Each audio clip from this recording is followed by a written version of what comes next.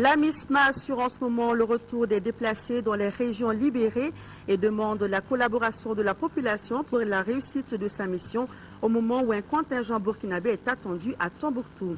Le porte-parole de la MISMA était face à la presse à Bamako et le chef de la mission burkinabé à Tombouctou pour évaluer la situation avant le déploiement de ses troupes. Les forces armées maliennes n'ont commis aucune exaction sur les populations touareg, tamashek et arabes. Ces accusations visaient juste à démoraliser les troupes alors qu'il n'en est rien. Dans ce journal, le témoignage poignant du chef de la fraction, Issa Menden, qui dément toute exaction commise par les soldats maliens. Coupe d'Afrique des Nations Juniors Algérie 2013, le Mali a obtenu son ticket pour la demi-finale de la compétition et celui pour la Coupe du Monde Junior grâce à sa deuxième victoire cet après-midi. Les Aiglons ont battu les juniors de la RDC par le score de 2-1.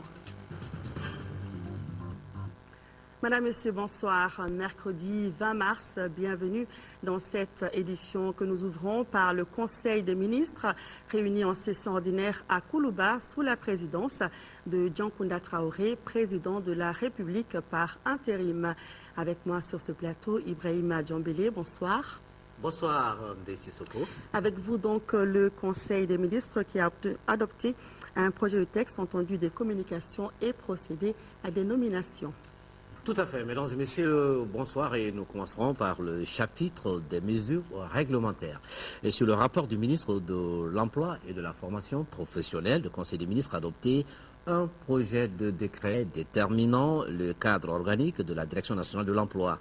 La Direction nationale de l'emploi a pour mission d'élaborer les éléments de la politique nationale dans le domaine de l'emploi, d'assurer la coordination et le contrôle technique des services et organismes qui concourent à la mise en œuvre de la dite politique. Le décret du 4 novembre 2009 qui détermine son cadre organique ne permet pas cependant de faire appel à toutes les compétences nécessaires pour relever les défis. Compte tenu des enjeux liés à la problématique de l'emploi, il est important que cette structure soit dotée de ressources humaines compétentes dans divers domaines. Le présent projet de décret est adopté dans ce sens. Il permettra de doter la Direction nationale de l'emploi pour les 5 prochaines années du personnel indispensable en qualité et en quantité à l'accomplissement de ses missions. Au chapitre des mesures individuelles, le Conseil des ministres a procédé aux nominations suivantes au titre du ministère de la Défense et des anciens combattants, secrétaire général, colonel-major Salifou Kone. Directeur des finances et du matériel, commissaire-colonel Amadou Makan Sidibé, directeur central du service de santé des armées, colonel-major Charles Faux, directeur de la justice militaire, colonel Satigui dit Moro Sidibé, au titre du ministère de la Sécurité intérieure et de la protection civile, chargé des missions, lieutenant-colonel Sayon Kale Traoré. Au titre du ministère de la Santé, conseiller technique, M. Mamadou Namouri Traoré, médecin, coordinateur du programme national de lutte contre le paludisme, M. Diakalia Kone, médecin. Directeur général de l'hôpital du Pongé, M. Sekou Dramé, médecin. Directeur général de l'hôpital régional de Caille, M. Toumani Konaré, médecin. Directeur général de l'hôpital régional de Ségou, M. Abdoulaye Sanogo, médecin. Au titre du ministère de l'Environnement et de l'Assainissement, conseiller technique, M. Baïkoro Fofana, ingénieur des eaux et forêts. Au chapitre des communications, au titre du ministère de l'Agriculture, le Conseil des ministres a été informé 1. Des résultats définitifs de la campagne agricole 2012-2013 et du bilan céréalier. La campagne agricole 2012-2013 a démarré dans des conditions socio-économiques difficiles marquées par les effets de la sécheresse, la faible crue de 2011-2012, la crise sécuritaire, les attaques d'oiseaux granivores et la hausse des prix des céréales sur le marché national. Malgré cette situation difficile et à la faveur de la bonne pluviométrie et à la poursuite de la subvention des intrants agricoles par l'État et des appuis des partenaires techniques et financiers, les producteurs ont procédé à l'installation des cultures dans les délais requis et dans la plupart des zones agricoles. La pluviométrie a été abondante et bien répartie dans le temps et dans l'espace. La crue a été satisfaisante sur les principaux cours d'eau et la situation phytosanitaire est demeurée relativement calme. Les productions céréalières et cotonnières ont enregistré des résultats satisfaisants par rapport à la campagne précédente. Les bilans céréaliers prévisionnels 2012-2013 établis sur la base de la production obtenue, toutes céréales confondues dégagent un excédent de 1 534 710 tonnes. 2. La situation acridienne au Mali. Dans le cadre de la maîtrise du fléau acridien, le gouvernement a élaboré et mis en œuvre annuellement un dispositif de surveillance et de lutte contre le criquet pèlerin. Le dispositif élaboré en 2012 dans un contexte exceptionnel d'occupation de la zone de présence permanente du criquet pèlerin a été modifié dès l'annonce par la FAO au mois de mai d'une menace acridienne sur certains pays, dont le Mali. Pour faire face à cette menace, des dispositions préventives et de lutte ont été prises à travers l'activation des brigades de veille, l'information des autorités et partenaires, le partage de l'information avec les autres pays de la Commission de lutte contre le criquet pèlerin dans le Sahel, l'élaboration et la mise en œuvre d'un dispositif de réponse à la menace. Le dispositif de lutte contre le criquet pèlerin à mettre en œuvre au cours de la campagne agricole 2013-2014 en cas de mouvement d'essaim sera fonction de l'évolution de la situation sécuritaire dans la zone grégarigienne. Voilà, DG Soro, ce qu'il fallait retenir du Conseil des ministres d'aujourd'hui. Merci Ibrahima Djambélé. Notez que le président de la République par intérim a adressé aujourd'hui un message de félicitations au président de la République de Tunisie à l'occasion de la fête nationale de son pays. Dioncounda Traoré a félicité Monsef Marzouki en son nom propre et au nom du peuple malien. Il a souhaité le renforcement continu des excellentes relations entre nos deux pays. En France, les collectivités territoriales se mobilisent pour le Mali. Une conférence sur le développement du Mali s'est tenue hier mardi à Lyon pour promouvoir la coopération décentralisée entre collectivités territoriales maliennes et françaises. Elle se donne 6 mois pour réussir la paix et la reconstruction du Mali. 6 mois pour réussir la paix et la reconstruction du Mali, tel est le défi que se sont lancés les collectivités locales maliennes et françaises réunies mardi à Lyon. Une ville qui entretient depuis 30 ans une coopération avec Tombouctou. Près de 200 communes maliennes sont jumelées ou travaillent régulièrement avec des villes françaises. Même durant la crise, cette coopération s'est le plus souvent poursuivie. Les collectivités locales françaises, en réalité, sont nos partenaires de longue date. Et ces collectivités nous ont jamais quittés. Pendant la crise, elles étaient là à nous soutenir. On échangeait, on venait ici en France, ils partaient à Bamako pour ceux qui peuvent aller à Bamako. Depuis des décennies, les villes et les régions françaises partagent leurs compétences en matière d'accès à l'eau et à la santé avec leurs homologues maliennes. Elles sont donc aujourd'hui bien placées pour aider à rétablir rapidement les services de base systématiquement détruits par les djihadistes avant leur départ. Nous pouvons aider nos collègues des collectivités locales maliennes, notamment sur les services de base. C'est essentiel. C'est essentiel. C'est-à-dire l'eau, l'assainissement, la santé, l'état civil. Si on veut des élections, dans quelques mois, encore faut-il avoir un état civil propre, une liste électorale propre. Les ministres français et maliens des Affaires étrangères qui ont rejoint la conférence dans l'après-midi ont insisté sur l'élection en juillet d'un gouvernement légitime. Une condition présentée comme absolument nécessaire à la réconciliation du pays et à la reprise de l'aide internationale. Au Mali, tous ensemble, nous sommes en train de gagner la guerre et qu'il nous faut maintenant, tous ensemble aussi, gagner la paix grâce à la transition politique et au développement. Une grande conférence internationale des donateurs se tiendra le 15 mai à Bruxelles. Elle réunira tous les acteurs de la reconstruction du Mali afin de dégager les moyens financiers nécessaires à l'organisation des élections et à la relance de l'économie malienne.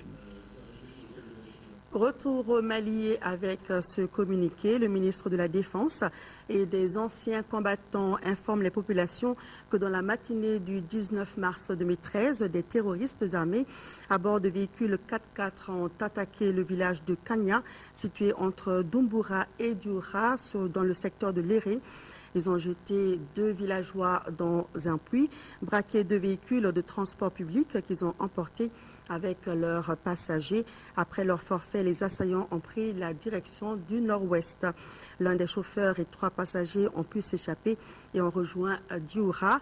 Par ailleurs, ce jour 20 mars 2013 à Ber, dans la matinée, des éléments du MNLA ont mis le feu au logement de 2 sous-officiers dans l'enceinte de la garde nationale. Cet acte criminel est l'œuvre d'éléments appartenant au MNLA résidant à Ber.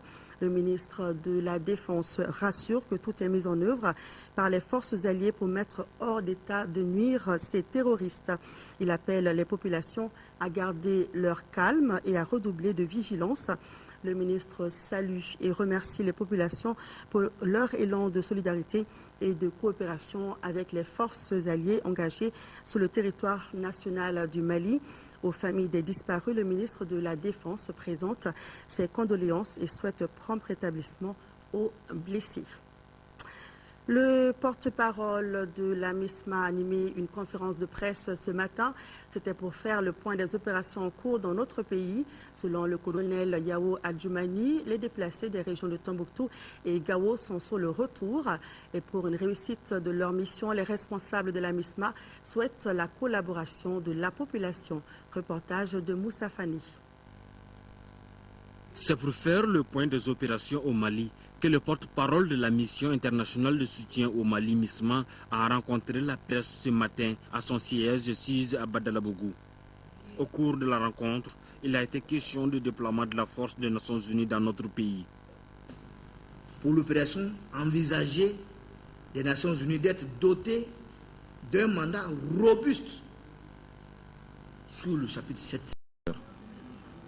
Notre joie est très grande et c'est immense. On les remercie beaucoup et nous demandons que l'assistance continue. Signalons que l'ONG Al-Farouk Mali est une ONG islamique caritative qui intervient dans notre pays depuis 1994. Elle intervient dans le domaine de la santé, l'éducation et l'humanitaire. Distribution de céréales aux familles déplacées des cercles de Douansa, Tenenkou et Youarou, installés à Mopti et à Sévaré. Distribution faite par le Conseil régional de Mopti et son partenaire, le Conseil régional de la région centre de France. Une opération qui va coûter plus de 19 millions de francs CFA. Aminata Touré. Ils sont environ 830 ménages vulnérables des cercles de Douansa, Tenenkou, Youarou, installés à Mopti-Sévaré, a bénéficié de 83 tonnes de mil d'une valeur de plus de 19 millions de francs CFA. Cette distribution de céréales est une œuvre du Conseil régional de la région centre de France en collaboration avec le Conseil régional de Mopti. Ce qui m'a motivé véritablement, la campagne de 2011-2012 n'a pas très bien tenu. Et ensuite, une toile de fonds, ce problème que vous avez. Pourquoi nous avons approché nos partenaires? Vraiment, il faut le reconnaître. Cet appui, ça nous a beaucoup arrangé, surtout sur le plan alimentaire. Si on reçoit une aide alimentaire, ça ne peut que nous encourager. Les autorités administratives et politiques ont apprécié ce geste à sa juste valeur. Tout cela dénote de l'engagement des hautes autorités de la région à répondre de façon satisfaisante aux sollicitations de ces populations que nous avons accueillies. À retenir enfin que l'ONG internationale française Afrique verte et son partenaire local Amassa, Association malienne pour la sécurité et la souveraineté alimentaire, ont été chargés pour la mise en œuvre de cette action en collaboration avec le Conseil régional de Mopti. En première région, le chantier de réhabilitation de l'axe Kaï-Diboli avance normalement. Les travaux doivent s'achever en août prochain. L'assurance a été donnée par le chef d'entreprise qui exécute les travaux au gouverneur de région qui a visité aujourd'hui le chantier. Le colonel Salif Traoré s'est également rendu au bureau secondaire des douanes de Diboli pour voir les conditions de travail des agents. Visite suivie par Kansoto Kanouti.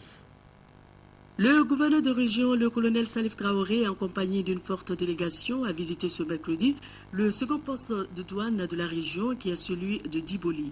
Ce poste de douane de Diboli, qui participe activement à la mobilisation des ressources internes de la région et dont le trafic immense entre le Sénégal permet aux populations de s'approvisionner en toutes sortes de produits, est confronté, selon le chef de bureau, Sambayor Sidibé, à des difficultés. Difficultés qui ont pour nom le stationnement anarchique des véhicules, entraînant une insécurité routière provoquant des pertes en vies humaines car n'ayant pas de parking, des problèmes de connexion avec la Sotelma. Je suis venu m'enquérir des conditions de travail des agents. Une visite pour les féliciter pour tous les résultats qu'ils ont atteints au cours de l'année 2012.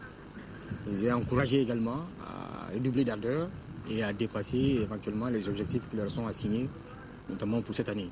Après le poste de douane de Diboli, le colonel Salif Traoré et sa délégation se sont rendus successivement dans les postes de contrôle phytosanitaire et vétérinaire de la police, de l'EMAZ, entreprise malienne, antenne sénégalaise, et de la mairie. Après les échanges avec les agents ont souhaité un contrôle réel de produits venant d'autres pays qui peuvent être dangereux pour la consommation par les hommes de tenue chargés de ce contrôle. Quant au commissaire Souleymane B. Dambélé, il a signalé le manque d'infrastructures, d'armes et de munitions, de véhicules et de téléphones prépayés. Auparavant, le gouverneur et sa délégation ont fait escale au poste de Samé. Le colonel Salif Traoré voulait s'enquérir de l'état d'avancement des travaux d'entretien de l'axe Sandaré-Kaï-Diboli. Selon le chef de mission de l'entreprise chargée des travaux, la fin des travaux est prévue pour le mois d'août. Faisons un tour sur le continent avec l'essentiel de l'actualité. L'arrivée en Côte d'Ivoire du roi du Maroc, Mohamed VI, pour relancer la coopération bilatérale. L'exécution probable de l'otage français Philippe Verdon. Et tout de suite, au Nigeria, un attentat suicide a fait 41 morts, plusieurs blessés et des dégâts matériels importants. Attentat suicide sanglant à Kano dans le nord du Nigeria. 5 bus embrasés à la suite de l'explosion d'un véhicule piégé lancé par 2 kamikazes contre un car de luxe. Le bilan provisoire fait état de 41 morts et plusieurs dizaines de blessés. Ce n'est pas la première fois qu'une attaque à la bombe se produit dans cette gare routière. Nous espérons que la sécurité sera renforcée ici pour prévenir de nouveaux attentats. Ce qui se passe actuellement est une honte. Les autorités nigérianes n'attribuent pas explicitement la responsabilité de l'attaque meurtrière à la secte islamiste Boko Haram. Mais dans un communiqué officiel, le président Goodluck Jonathan réaffirme sa détermination à mener une guerre permanente contre les terroristes au Nigeria. L'agence Nouakchott Information publie un communiqué dans lequel un porte-parole d'AQMI annonce l'exécution d'un otage français. Philippe Verdon, enlevé en même temps que Seych Lazarevic en novembre 2011 au Mali, aurait été tué le 10 mars dernier. Al-Qaïda au Maghreb islamique affirme que c'est en représailles à l'intervention militaire française dans le nord du Mali. Pour le moment, Paris ne confirme pas la nouvelle et demande aux proches de l'otage de prendre cette information avec réserve. Poursuite de la mini-tournée africaine de Mohamed VI, le roi du Maroc est arrivé en Côte d'Ivoire. Sa délégation est constituée notamment des dizaines d'opérateurs économiques du royaume chérifien. Ces hommes d'affaires ont signé plusieurs contrats commerciaux avec la Côte d'Ivoire. Le pays est en pleine reconstruction après avoir été dévasté par un long conflit. Actualité nationale, notre confrère Boukari Daou, directeur de publication du journal Le Républicain, est transféré depuis quelques jours à la grande prison de Bamako. Les responsables de la presse malienne sont à pied d'œuvre pour obtenir sa libération provisoire. Un comité de crise est mis sur place pour suivre cette affaire. Son président, Mahaman Ahmed Cissé, donne ici plus de précisions sur l'affaire Boukari Daou. Il est au micro de Ibrahima Traoré. Aujourd'hui, dans cette affaire, même si on est encore surpris, on n'est pas très heureux, on a des points de satisfaction. Parce que déjà, notre confrère n'est plus à la sécurité d'État, il est à la prison civile, sur mandat de dépôt du procureur. On se dit, et suivant les articles qui sont visés par la loi portant régime de presse et délit de presse. Donc, la judiciarisation de l'affaire est une procédure normale, donc on est là-dessus. On est seulement surpris qu'il soit encore détenu préventivement.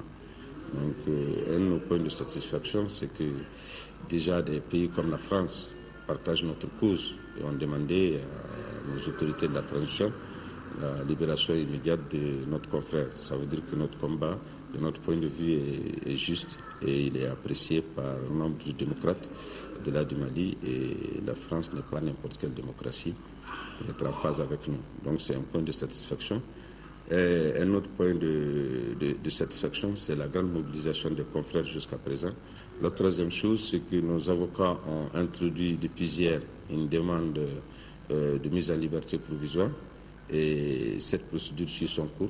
On est en train d'avoir espoir que dans les plus proches délais, peut-être que l'audience aura lieu, l'audience de mise en liberté provisoire aura lieu et que notre confrère va regagner sa rédaction parce que sa place n'est pas là où il est et que la procédure judiciaire va continuer à suivre son cours. Et nous continuons à croire en notre justice, à croire en la magistrature malienne et nous croyons qu'elle va s'illustrer en montrant non seulement son indépendance, mais en montrant qu'elle va dire le droit, rien que le droit, sans parti pris ou autre. Et notre solidarité à Boukari Daou. Le Mali célèbre aujourd'hui 20 mars la journée internationale de la francophonie. C'est une conférence organisée en commune 5 du district de Bamako qui a ouvert les activités du 43e anniversaire de la journée. Une conférence animée par l'Organisation internationale de la francophonie Mali en collaboration avec le projet d'émission Djoyoro, entre autres activités. Agali Agissa. L'Organisation internationale de la francophonie OIF se donne pour mission la promotion de l'enseignement de la langue française. Il s'agit pour les pays membres de créer un espace culturel d'échange et de développement. La francophonie est un espace d'échange, de partage, d'amitié, de fraternité entre tous les États qui parlent français, que ce soit la langue officielle ou pas, afin de faire un pont entre nos cultures. Et c'est dans ce cadre que la journée internationale de la francophonie a vu le jour. Une journée célébrée pour la 43e année consécutive, c'est 20 mars 2013. Ces activités, c'est bien le match de gala avec collecte de fonds et une session de renforcement de capacité de la jeunesse malienne. Et une activité de don de sang aussi est prévue. Ces activités contribuent sans nul doute à l'atteinte des objectifs de la Commission nationale des cultures africaines et de la francophonie. L'enseignement de la langue française peut se faire en collaboration étroite avec la langue nationale. Le rêve de toute nation, de tout peuple, c'est de parler sa langue. C'est de faire en sorte que nous ne soyons pas étrangers à nous-mêmes. L'Organisation internationale de la francophonie Mali célèbre cette journée en collaboration avec le projet d'émission Djoyoro, une association qui œuvre pour la contribution des jeunes à l'effort de guerre. Les activités qui ont démarré en commune 5 du district de Bamako devront s'étendre dans les autres communes du district de Bamako. Parlons des travaux de la journée d'information et de sensibilisation du projet AGRA qui ont débuté ce matin au ministère de l'Agriculture. Il s'agira pour les distributeurs, importateurs et fournisseurs qui participent aux travaux d'apprendre à mieux contrôler la qualité des engrais au Mali. Le compte-rendu de Nando Dameli. Les engrais constituent un des intrants important dans le système de la sécurité alimentaire. Mais depuis un certain temps, les engrais fournis aux producteurs posent des problèmes en termes de principes réactifs et de poids des sacs. C'est pourquoi la Direction nationale de l'agriculture est constamment interpellée. C'est dans cette optique que des réflexions ont été menées au niveau de la Direction nationale de l'agriculture pour définir et élaborer des stratégies novatrices et opérationnelles facilitant l'application des pratiques agricoles durables et respectueuses de l'environnement. Mis en œuvre depuis 2011, le projet AGRA, contrôle de qualité des engrais au Mali, a pour objectif d'implanter et de renforcer le système de contrôle de qualité des engrais au Mali. D'où toute l'importance de cette journée d'information et de sensibilisation. C'est là que vous devez jouer tout votre rôle dans le cadre du projet pour garantir aux producteurs un approvisionnement en engrais de bonne qualité et en quantité conformément aux normes requises. Dès sa mise en œuvre à nos jours, le projet a obtenu la nomination des membres du Comité national des engrais et l'arrêté fixant les modalités d'étiquetage, d'inspection, d'échantillonnage et d'analyse des engrais. Le réseau panafricain des jeunes leaders des Nations Unies pour l'atteinte des objectifs du millénaire pour le développement a animé hier une conférence de presse. Les membres du réseau ont voulu informer la presse de leur mission dans notre pays. Le point, c'est avec Moussa Fani. C'est pour faire le point de leur rencontre avec les autorités maliennes que les membres du réseau panafricain des jeunes leaders des Nations Unies pour l'atteinte des objectifs du millénaire pour le développement ont rencontré les hommes des médias ce mardi. À travers cette conférence de presse, le réseau réitère son soutien à notre pays. L'objet de la présente conférence de presse était d'informer l'opinion publique nationale et internationale sur la mission qu'a effectuée une délégation africaine du réseau panafricain des jeunes leaders des Nations Unies auprès des autorités maliennes afin de délivrer le message de soutien, d'encouragement des jeunes africains réunis lors du sommet panafricain des jeunes leaders à Ouagadougou aux autorités maliennes dans le cadre de la crise que traverse notre pays. Les initiateurs de ce point de presse invitent tous les jeunes maliens à se donner la main pour un Mali uni. Sans le Mali, il n'y a pas de valeur pour la jeunesse malienne. Et je crois que la jeunesse malienne doit avoir cela comme un élément essentiel de sa propre survie avant de prétendre à toute autre chose. Et nous pensons que cela passe par la citoyenneté, par le civisme, par l'amour même à sa patrie. Les organisateurs ont également salué l'engagement et la détermination du président de la République à trouver une solution rapide à la crise politique et sécuritaire au Mali. Sport, football, les Aiglons se sont qualifiés pour les demi-finales de la CAN des moins de 20 ans après leur victoire 2-1 face à la RDC. Cerise sur le gâteau, ils valident du coup leur ticket pour la phase finale de la Coupe du Monde de la catégorie prévue en Turquie en juin-juillet 2013. Il s'agira de la 5e participation du Mali à une phase finale du championnat du monde de la catégorie. Retour sur la belle victoire de cet après-midi avec Aldju Matina. Les Aiglons du Mali, pour leur seconde sortie, se devaient de montrer un meilleur visage que celui contre le Nigeria, malgré la victoire. Pour réussir ce pari face à la République démocratique du Congo, Moussa Keita Dougoutiki injecte du sang neuf. Cette option ne répondra pas aux attentes pendant la première mi-temps, puisqu'aucune action notoire n'est à signaler. Toutefois, ce sont les juniors congolais qui vont se montrer dangereux. Mais la réussite n'est pas au bout. À 0-0 à la pause, les Aiglons abordent la reprise avec assurance. Et tout s'est joué en une dizaine de minutes. Samba Diallo, à la 50e minute, d'une frappe vicieuse de 25 mètres, ouvre le score. Dans cette euphorie, la RDC va en profiter pour égaliser à la 54e minute. Le coup franc de Momo, sur lequel le mur malien n'est pas sans reproche, se loge dans la lucarne d'Ali Irango. Enfin, à la 59e minute, arrive le but de la délivrance pour les Aiglons. Le portier congolais Bakala, d'une faute de main, permet à Adamanian d'offrir la victoire aux siens, 2-1. Avec 2 victoires en 2 sorties, le Mali se qualifie non seulement pour les demi-finales, mais aussi pour la Coupe du Monde de la catégorie prévue au mois de juin en Turquie. Félicitations. L'autre match du groupe B se joue actuellement entre le Gabon et le Nigeria, une rencontre que vous pourrez suivre en différé après ce journal sur votre télévision nationale. Et sur le plan national, en 17e journée du championnat national, le stade malien de Bamako a été tenu en échec par le Nialan de Koulikoro 0-0. Le Djolibassi a battu la Somme 1-0, une réalisation de Amadou Diamou Téné. Et puis, cette annonce a porté à votre attention tout à l'heure, donc, Djéné, héritage de Djéno. Ce titre placé sous la forme interrogative est un magazine que vous propose ce soir.